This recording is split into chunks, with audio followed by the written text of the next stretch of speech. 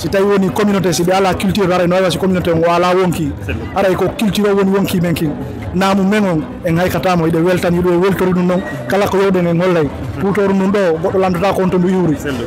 leppi o goɗɗo landata ko ndu iwri ɗum ɗo ko welo welo kala ko yurden ɗum ɗon sa fotti e musidɗo ma on ara iɗa welti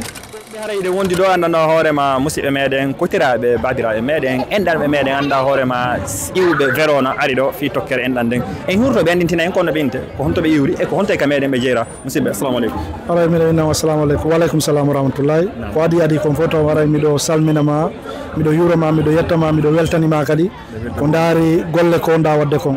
yontere hande ari ɗe en Verona ka festa del popolo e garno ɗon buye men ara yi programme ji ɗin ka réseaux sociaux e couverture on holli tigi tigi fi ɓantal communauté men on aray meɗen ɓurtama jarnude ɓurtama weltanade ara ya ɓurtu wakkilade e golle ɗen aray miɗo inne Amadou Riba min juuɗiyanko Dalaba ka ley sapere komi vice président sukaɓe en Verona komi vice secrétaire kadi ka association guinéen joni aray hande iɗen ɗo ko daari fi haali pular ko couvre fi kala wolo ɗengal pular e nder Afrique on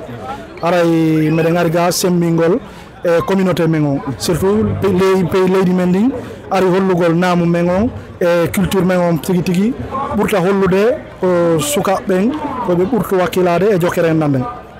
aray no andirɗen noon ɗi programme ji ɗo ko neɓuɗi aray menen Verona ɗo mi weltano kadi mawɓeɓen ɓemen tawi ɗo ɓen par ce que ɗum ɗo fof wawi latade ko ɓay men tawi ɓe jogodiri ɓe hooli men kadi menen sukaɓeɓen ɓe jonni men flambeau on fi yomen tokkito e lawol ko Pullo Fouta ko andira kon jokkere en ɗan aray jama on tigi tigi no wakkili e mum meɗen weltani kala immiɗo ari ɗo ko tawi ko immiɓe kadi dynamisme mum on fi yo affaire on ɓurtu yarude yesso aray yiɗen nodda sukaɓeɓen fop surtout fi o haali pular ɗo taɓe weddito o association ɗo mo woni important haray mo couvrani en ga piiji buy haray wota en wonu ɓawoɓe ɓe ƴetta menen exemple on simin daari wano Verona ɗo e haali pular on hande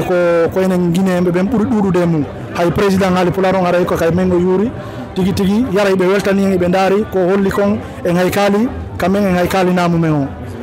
haray ko daari kon meɗen faala sabata ɗi programme ji ɗo fof si ɗi udditi joguidirgol sukaɓe fulɓe ɓen fop e nder Italie ɗo haray hande nord on ko Allah walli e wawi jogodirgol heddi ke waɗugol pomfi enen e sud on haray programme ji ko arayta ɗo kon ko darugol ɗum noon kadi e ƴettoto fi mum modi ari an ɗo ɓayro yiɓe wakkili yoɓe ɓurtu wakkilade kadi ɓe wawa en joguidirande enen sukaɓeɓen fop wonen nene goto baba goto hara kala ko immaniɗen en gaynay e hoore respect e hoore collaboration par ce que jangguɓe goo no wi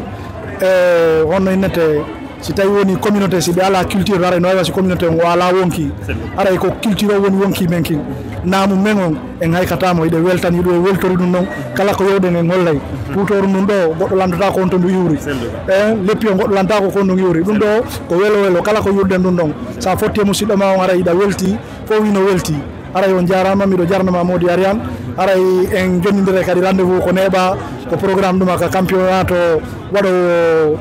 Milan o ɗum ɗon kadi ɗen suti iɗa woni actif e mo moƴƴa aray sukaɓeɓen fof no noddita Milan nden ñande tigui tigui yoɓe ar tawtodiren waɗen hunde nden fof wonen nene goto baba goto aray assalamu aleykum salminima bisimilla aleykum salam wa rahmatullah haray musidɓe no nanirɗon noon ɓeɗo ko hooreɓe tawaɓe mojobere Verona nden woni ka sengo ka sukaɓe kono ka mawɓe ɓayi ɗon andi ɗo menen men taw mawɓe sincanimen ha hande en hewti ɗo joni noon iɗen darde enen kadi ko honno ɓeydirte ɗum ɗon fiyen ɓurto ñiɓude haɗa men noddita kala dendagal musidɗo meɗen kala dendagal suka mawɗo paykum yo ar ɓaydito mojobere en a fi sembingol fiyen sembu remen tun Allah sankay en e yesso si Allah jaaɓi albarka